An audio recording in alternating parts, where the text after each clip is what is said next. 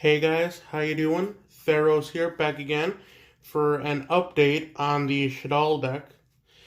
It's pretty much just the three Shaddoll Showdown structure decks, but there's two, maybe three cards that are different, like outside of it.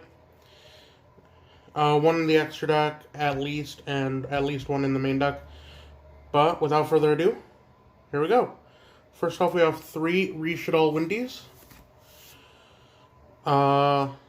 Mostly for special summoning. Then we have three Squamatas. Pretty much just a burial card. Basically, when it's sent to the graveyard by a card effect, you can send a Shaddoll monster from your deck to the graveyard. So I really like to just send Squamata to the grave, then send Wendy to the grave because of Squamata's effect, and I can special summon a monster. It's just really quick, deck thin, and you can special summon a monster. Next up, I have three Shaddoll Hedgehogs. Then I have two Shaddoll Beasts. Really nice to just draw a card. When it's flipped, you can draw two and discard one. So pretty much a free Allure of Darkness when it's flip summoned. Or if it's sent to the grave because of a card effect, you can just draw one. So really good that way. Then I have two Shaddoll Falcos, sorry. When it's sent to the graveyard by a card effect, it can just special summon itself in face down defense. Then when it's flipped face up, I can select one Shaddoll monster from my graveyard and special summon it in face down defense. So really good to just get it on the field quickly. If I use an Allure of Darkness and send it, I can just special summon it and have two monsters right away. All of these can only use their effects once per turn, though, or one of the effects once per turn. So I can't use the flip effect and the graveyard effects once per turn. Then I have two Shaddoll Dragons, really good for popping cards on your opponent's field. Then I have two Curry Bandits. At the end phase, if this card was normal summoned, you can tribute it, then excavate the top 5 cards of your deck, and add one spell or trap card to your hand. So it's really good for activating a lot of Shaddoll monsters' abilities from your deck to the graveyard, and you can have a spell or trap that's been excavated. So that's really good to thin the deck out. Then I have one Nile Shaddoll Ariel and one Armageddon Knight. That does it for the monsters.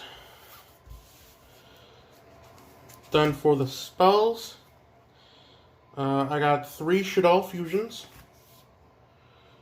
I have three Curse of the Shadow Prison.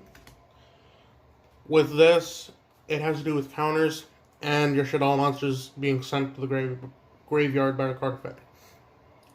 The more you, for every Shaddoll monster sent to the graveyard by a card effect, it gets a counter. And if you use 3 counters, you can use one of your opponent's monster face up as a fusion material, which I think is great. So you just rack up the counters with the Karibo, with the Kree Bandit, and then you just use one of their monsters as fusion, which I think is really cool. Then I have 3 Allure of Darknesses, obviously. Draw 2, discard 1. You can easily discard one of your Shaddoll monsters. Worst case scenario, you discard your hand. I think it's just good for draw power. Then I have 3 Shaddoll Fusion. No, 2 Shaddoll. 2. Misspoke there. Then I have 2 Super Polymerization. There's a lot of fusion spell cards in here because we want to get those fusion cards out. We really want to get those fusion cards out. Then 2 Twin Twisters. Then for the one-ofs, 1 Foolish Burial, 1 Pot of Avarice to try and get your monsters back, and 1 Terraforming to try and get that field spell. Then for the trap cards, we got 2 Sinister Shadow Games, and 1 Rush Shaddoll Incarnation. Okay, that's it for the main deck. Now for the extra deck, I have one El Shaddoll Grista, two El Shaddoll Wendigos, one El Shaddoll. Sorry, I can't pronounce a lot of the names. It's hard for me. One El Shaddoll Annoyed Telus, two El Shaddoll Apcolons, two El Shaddoll Windows, two El Shaddoll Construct,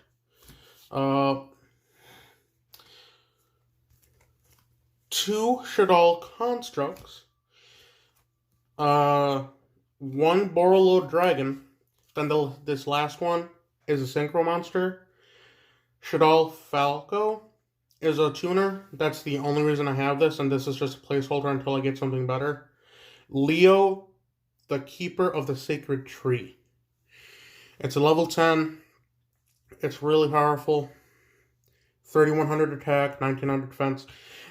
This face-up card on the field cannot be targeted by your opponent's card effects except during your main phase 2. The fact that it can't be targeted by effects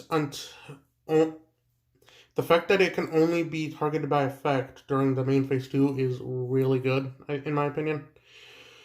But with that, this deck is complete. This deck profile is complete, so I hope you enjoyed it. Comment down below what you think should replace Leo. This guy. What do you think should replace that guy? And please give a like and subscribe. Thank you for watching.